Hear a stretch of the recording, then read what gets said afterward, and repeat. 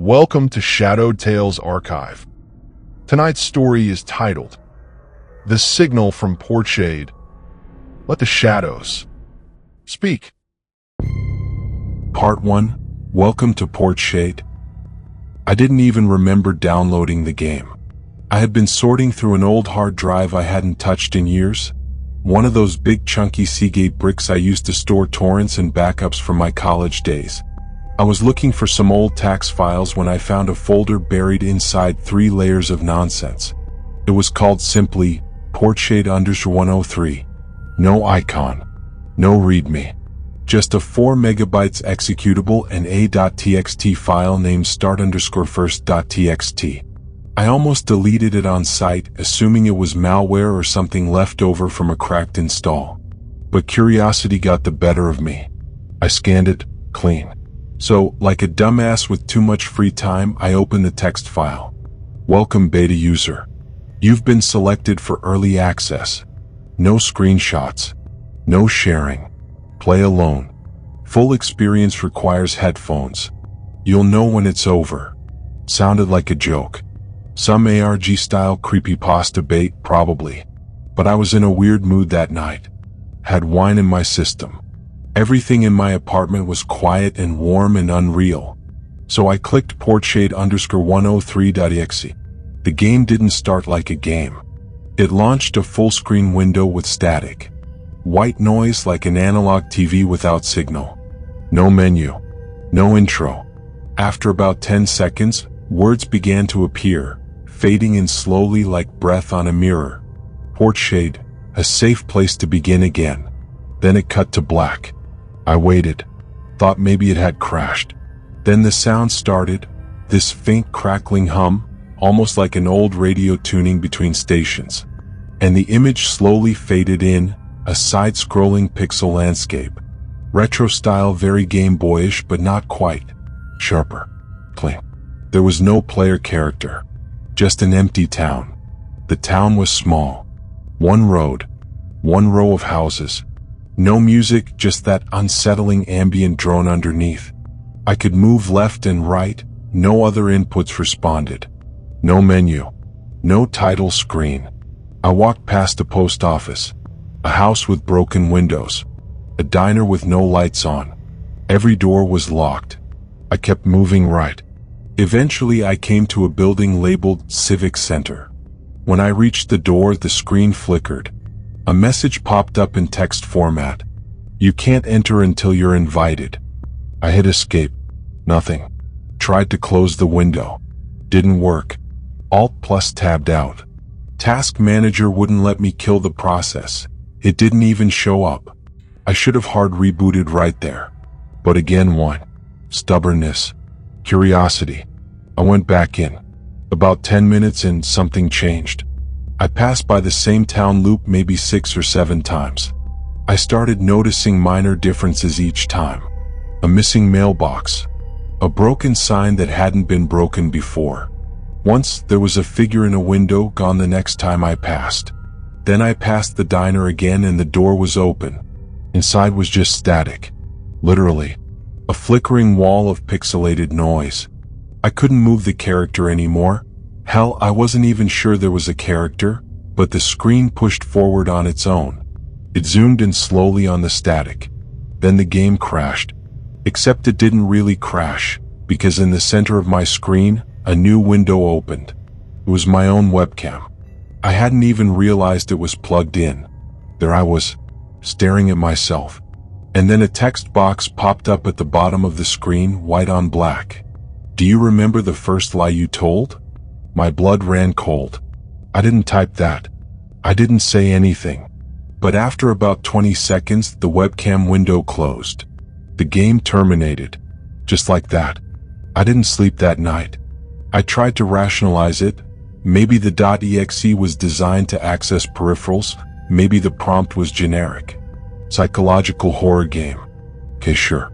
But I couldn't explain how the process had hidden itself from Task Manager, or how my webcam activated without a permissions prompt, or why I felt watched. I deleted the folder and ran a system restore, then reformatted the external drive just to be sure. That should have been the end of it. But it wasn't. 2 days later, I got an email from a name I didn't recognize. Subject line, "You stopped too early. Portshade isn't finished with you." Attached was a screenshot. It was from my webcam. Me sitting in the dark. The same exact frame from the night I ran the game. Except this time, there was someone standing behind me in the picture. Part 2.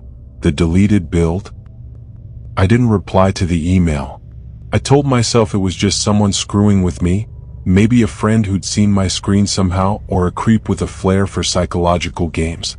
But I ran another scan, changed all my passwords, and unplugged the damn webcam. Still, something felt off. For the next week, things got glitchy. I don't mean technical problems. I mean reality glitchy. Doors creaking open when no one was there. Static bursts on my phone when I wasn't on a call. My cat, who usually slept all day, would stare at the same corner of the room for minutes at a time, ears back, tail puffed. I started hearing it at night too, that radio hum. Not from my speakers. From somewhere else. Like it was coming through the walls. And every time I lay down in bed, the same words echoed in my brain. "You stopped too early. Portshade isn't finished with you." I finally broke and told someone. That someone was Molly, my old college roommate turned white hat hacker. She owed me a favor, and she wasn't the type to laugh off strange code. When I told her about Portshade, she asked for the .exe. "I wiped it," I said. "No, you think you wiped it," she replied. We spent the next hour combing through my system. To my surprise, Portshade_103.exe was gone, but there was a shadow file buried in my app data folder, deep down in a directory I didn't recognize. It was just called ps_no.dll. She uploaded it to a sandbox. "Encrypted shell," she murmured. "Clever stuff. Whoever made this didn't want it found." Then she paused. "Wait, there's a second file. Hidden in a temp clone.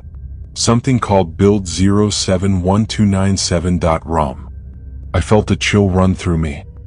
.rom? I echoed. Like a game ROM?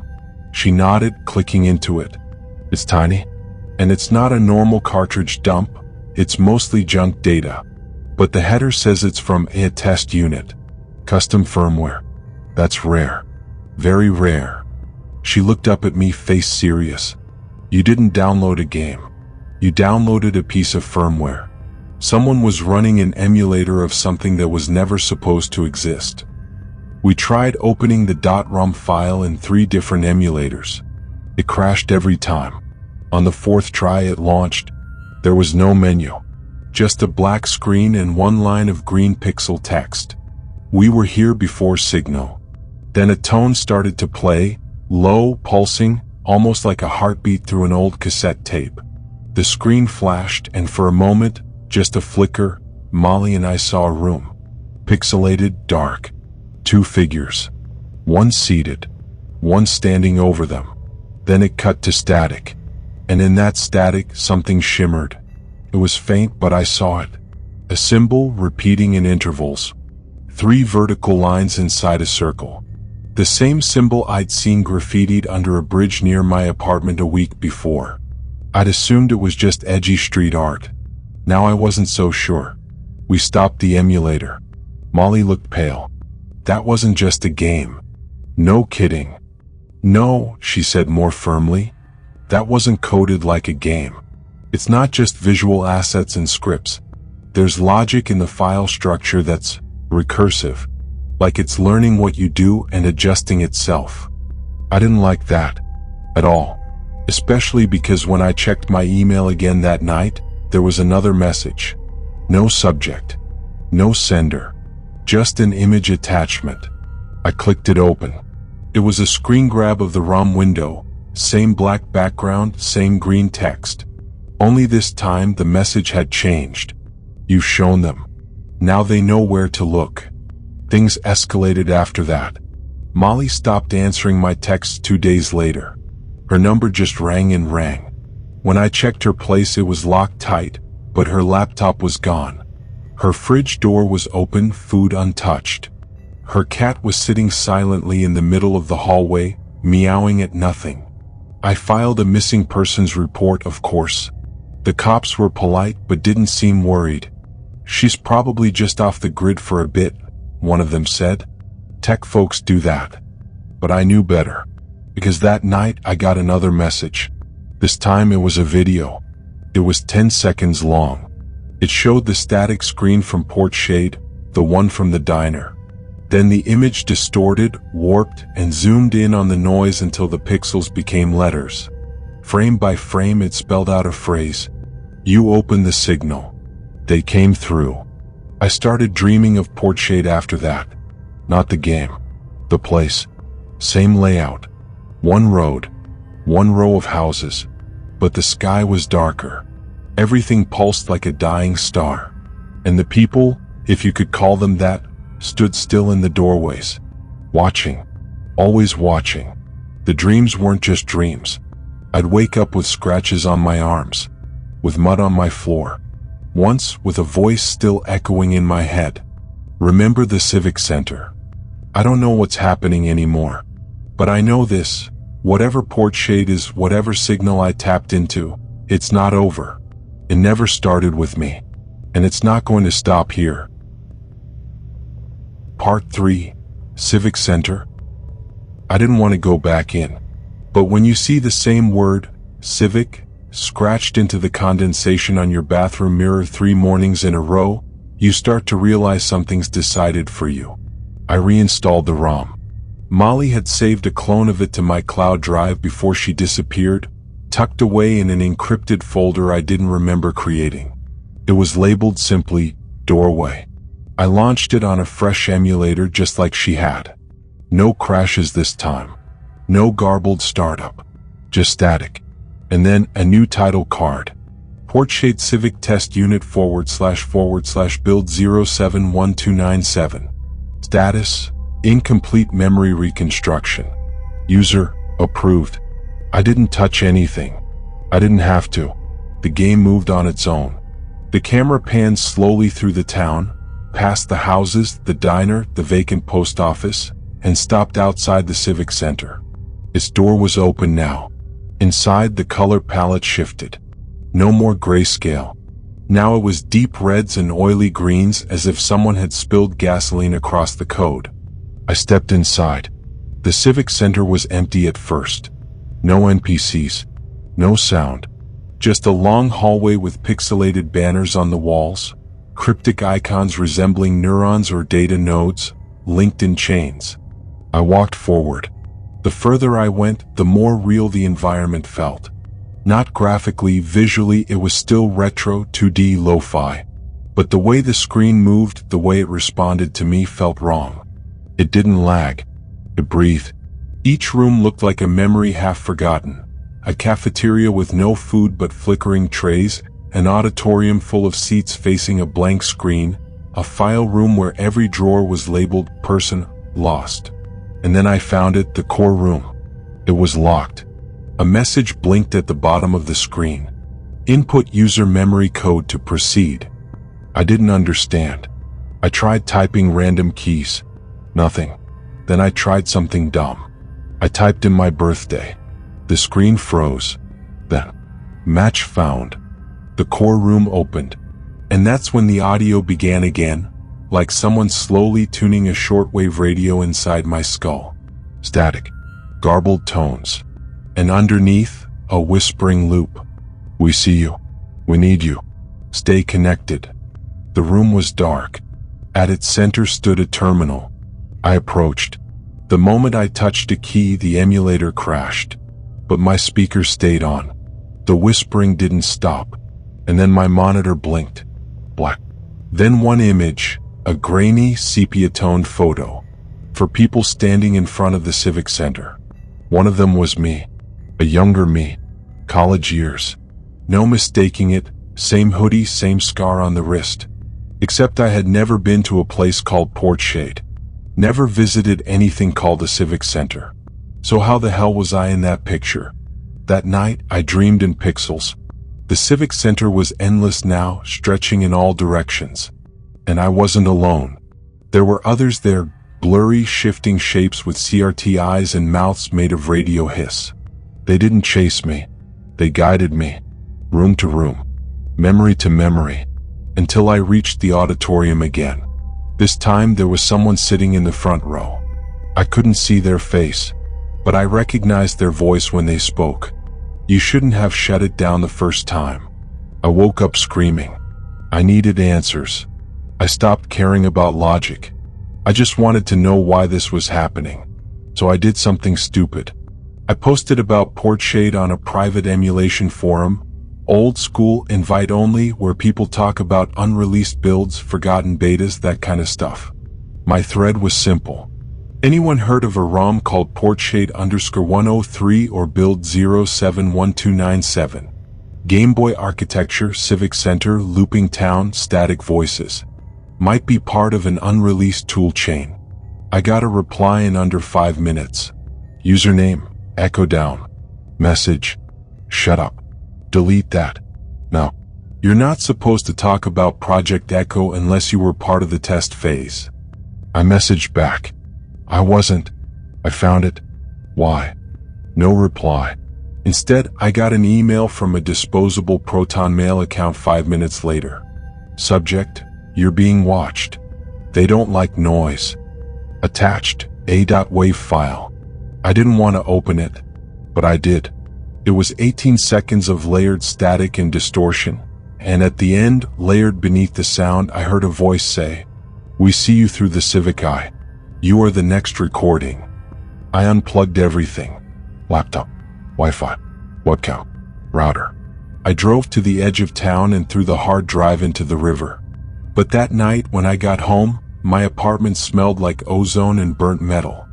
And in my living room, written in marker across my wall, were the words, "You cannot delete a signal." Part 4, The Echo Room. I didn't leave my apartment for 3 days after the wall message. I covered it with a bedsheet, sat on the couch with my laptop unplugged, every digital device turned off. My phone was powered down and taped shut. And still, every time I closed my eyes, I saw the Civic Center. Not just in dreams anymore. I'd blink and it would overlay reality like a glitch in my vision. Like the signal was bleeding through. In the corner of my eye, I glimpsed the hallway again. The banners. The terminal. But when I turned to look, it was gone. My therapist called twice. I didn't pick up. On the third night, I got another email from the Proton Mail account. No subject line. No message body. Just one attached PDF file. Echo_071297.pdf. I opened it. It was formatted like a declassified government document. Redacted lines. Test numbers. And at the top of every page the same words. Project Echo. Proprietary Intelligence Interface Testing. Portshade Signal Extraction Facility. Classified. I scrolled through 23 pages of technical gibberish until I reached the section labeled Echo Room Containment Protocol. There were only 3 bullet points. Memory integration must remain unacknowledged. Subject recognition of the loop triggers collapse.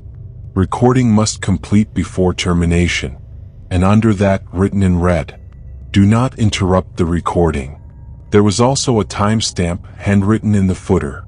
071297, 4 hours 6 minutes and 13 seconds. That number again. July 12, 1997. The same date the ROM build was labeled. I googled it. There were no major events listed. No missing persons in Portshade, because Portshade wasn't real. I had searched maps, archives, newspapers. No record. No town. The only references to Portshade were in audio compression libraries and experimental waveform tools from the 90s. But then I found a blog post, archived on a now-defunct tech forum, dated 2003.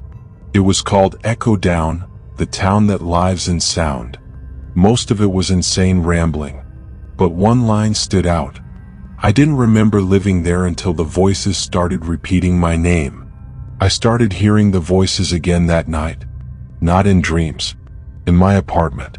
They started as whispers. Faint. directionless. Then came the clicks, rhythmic like old keys being pressed on a mechanical keyboard. Then a hiss, and a phrase, clear, close. You were always here. You just forgot. The next morning, I went to the library and pulled my own birth records. Not sure why. Just some part of me had to know. And that's when everything broke. Because according to the record, I wasn't born in New Haven like I thought. I was born in a town called Portshade. Population, 0. Decommissioned, 1997. Official status, erased due to chemical containment breach. But here's the thing. That entry had a note attached. File recreated from acoustic residual pattern in 2021. Recreated? From sound? I backed out of the archive terminal and nearly tripped over my own feet leaving the building.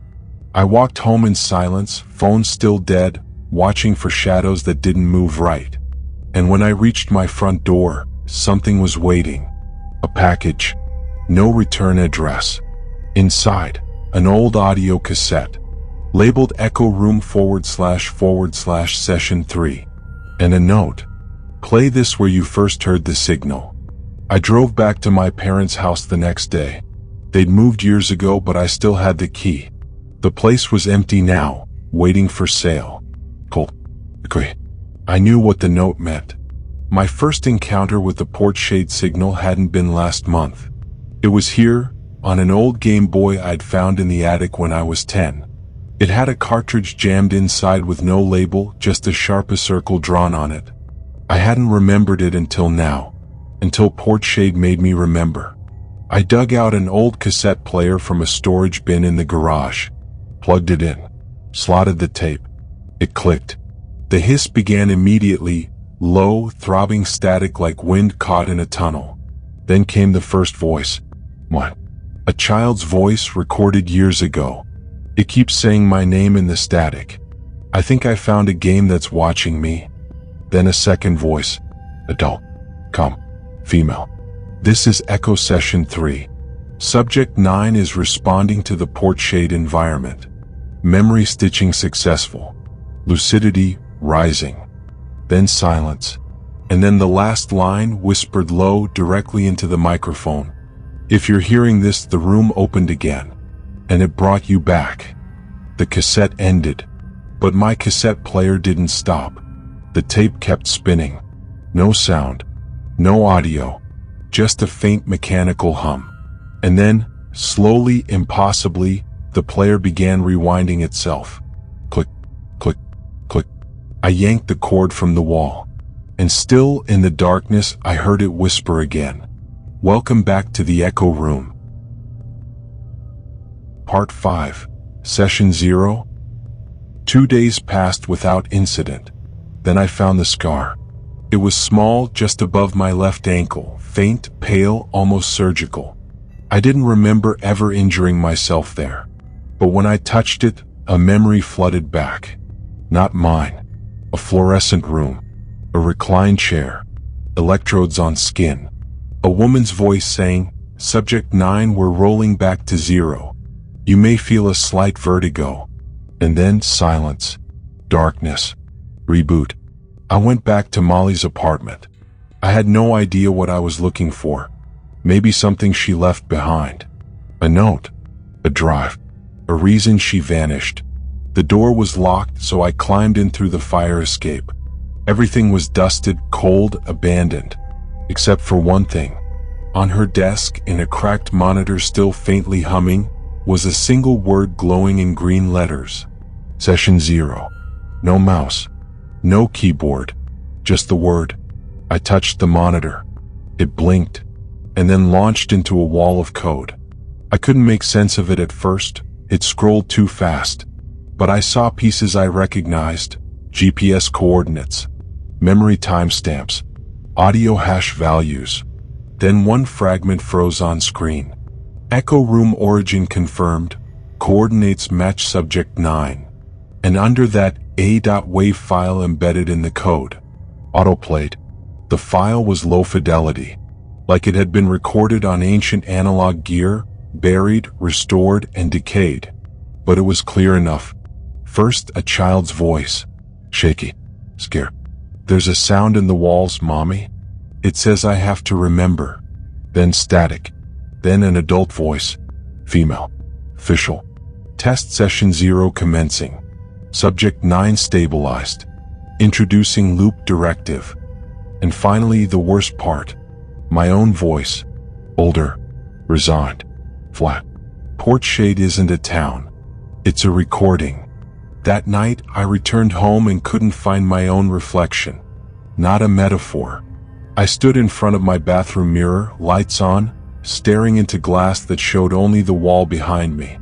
No fog. No distortion. Just absence. I ran. I checked my phone. Blank. Every photo I had ever taken with me in it? Gone. Deleted. I checked my birth certificate again, now registered under a different name. Finis, row obsolete identity. Current ID, null/session 9/iteration 3. And beneath that, associated record, Portshade instance. I was unraveling. Not dying. Not haunted. Unwritten. That was when the doorbell rang. I froze. It rang again. Longer. Insistent. I crept to the peephole. No one there. Then I noticed the envelope slid perfectly under the door. Inside, a photo. Grainy. Washed out. It showed the Civic Center like always, but this time all the windows were blacked out with marker, and above the door someone had scrawled in red ink. The room opens only when you stop looking. I ran another search on Portshade. This time I didn't look for a town. I searched acoustic anomalies, lost data, analog black sites, and that's when I found it. A declassified memo from a research division buried under an old university archive. From 1998. Redacted names, redacted project titles. But one section wasn't redacted.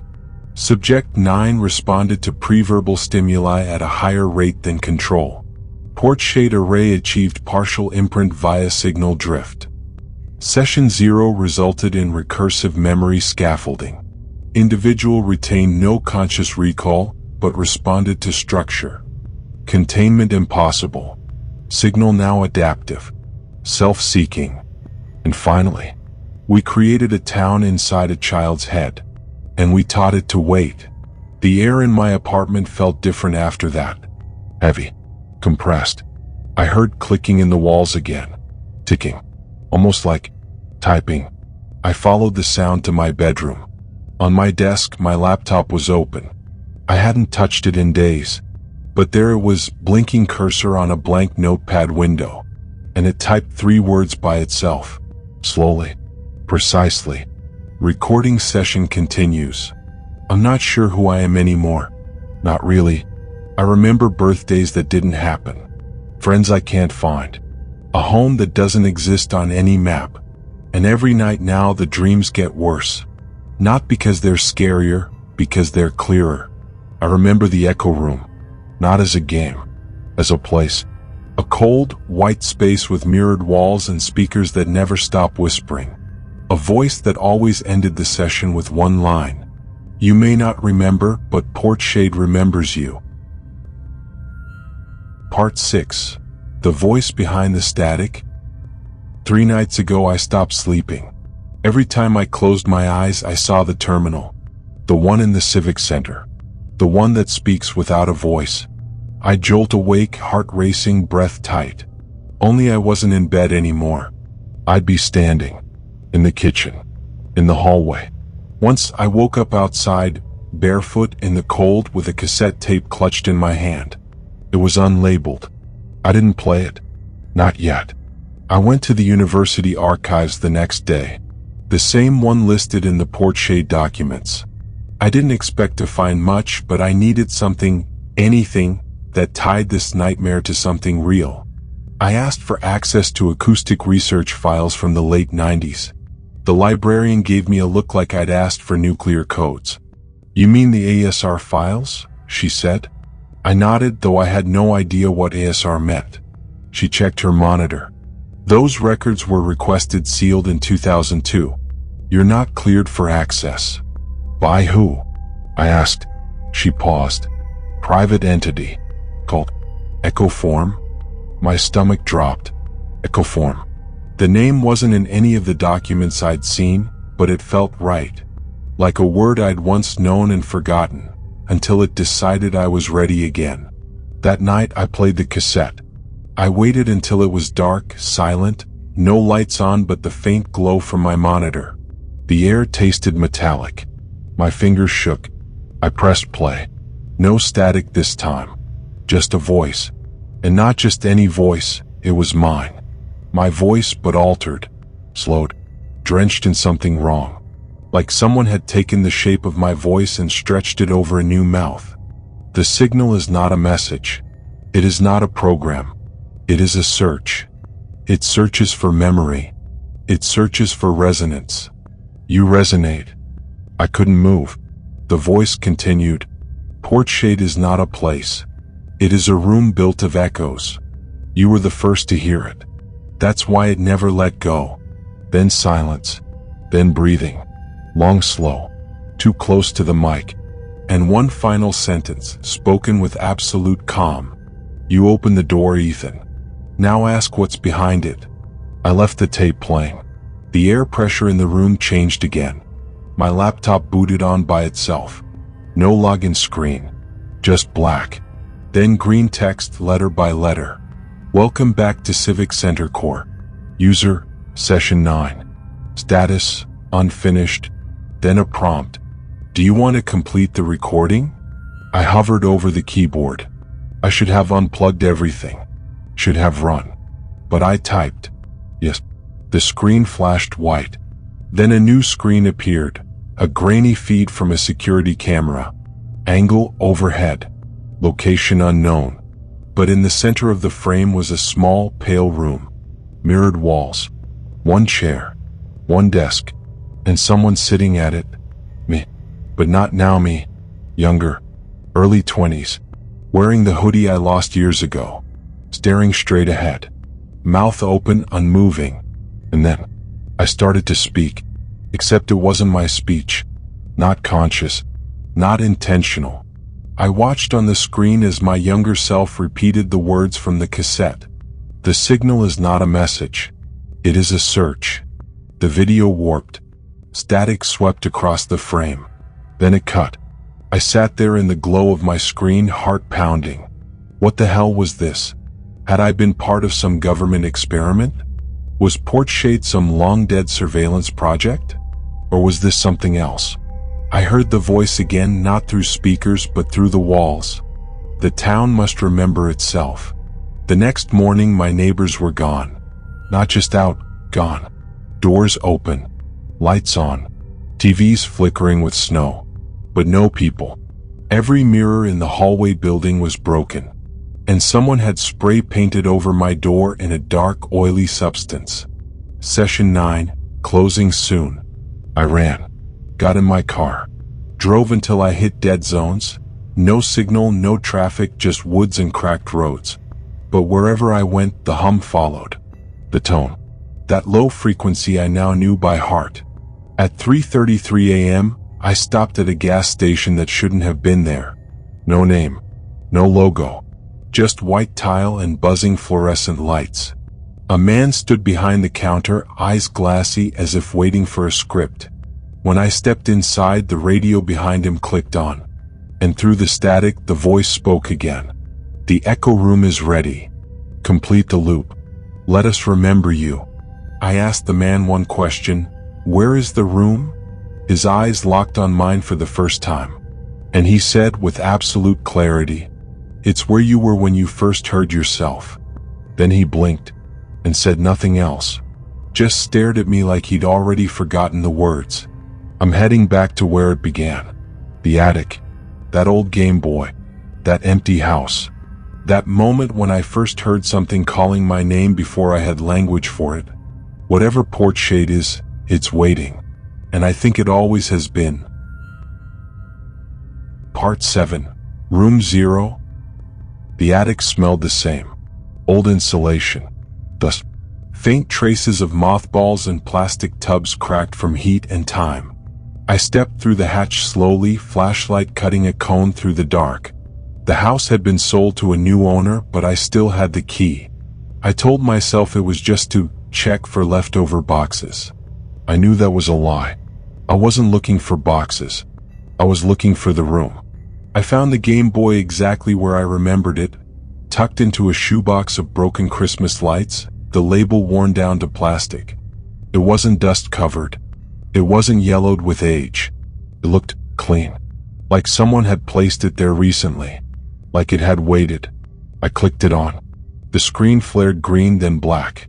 Then a line of text appeared. "Welcome back, Ethan. This is where you began."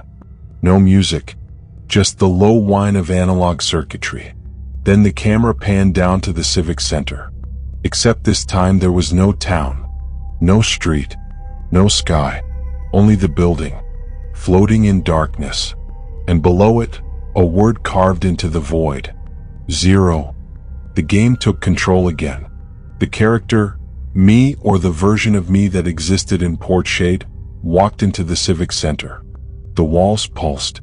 The banners were gone. The lights buzzed erratically. And at the far end of the hallway was a door I hadn't seen before, labeled Room 0. I entered. The screen flickered, then shifted to first person. I was no longer watching a character. I was the character. The perspective had shifted. I looked down, pixelated arms and a hoodie. My hoodie. The same scar on the same wrist. No controller now. No menu. Just movement. Forward. Inside Room 0. It was nothing like the Civic Center. It looked like a hospital room. Plain, cold, clinical. A metal chair. A table. A tape recorder. And on the far wall, a mirror that pulsed like it was alive. I approached the mirror. Typed words appeared across it. "Say your name." I hesitated. Then typed Ethan S. Rowe. The mirror flickered. Then showed me. Not as I am. As I was. Age 10. Blank stare. Sitting in that same chair. Holding the Game Boy. Whispering something on a loop. The game knows me. The game sees me. The game is me. The screen cut to black. Then audio. My own voice again, slightly distorted, whispering. Room 0 is not a place. It is a seed. It grows in memory. It flowers in recursion. You are the first fruit. Then an image blinked in, a screen of old session logs. Session 01, terminated. Session 02, corrupted. Session 03, lost. Session 04, lost. Session 05, terminated. Session 06, non-responsive. Session 07, lost. Session 08, unstable. Session 09, stable. Status, loop nearing completion. And below that, do you consent to integration? I slammed the Game Boy shut. The screen went dark, but the words remained, hovering, burned into my vision. Do you consent? I ran. Back down the attic stairs. Through the empty hallway. Out the front door and into the street like a man escaping a fire no one else could see. But when I turned the corner, the neighborhood was gone. Not empty. Gone. No houses. No trees. No sound. Just static. Drifting through the air like snow. I looked down. The Game Boy was still in my hand. I hadn't brought it with me. But there it was, lit screen, blinking cursor, waiting for input. I tried to turn it off. It stayed on. Then it displayed new text. You cannot exit Room 0. You were grown inside it. The world you remember was a reflection of its shape. You are its prototype, its broadcast, its vessel. I dropped the device, but it didn't fall. It hovered, and from the screen came a voice I'd never heard before, and yet knew intimately.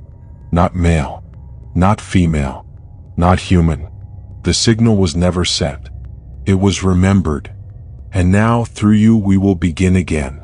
That's when I realized the truth. Portshade never needed the internet. It never needed hardware.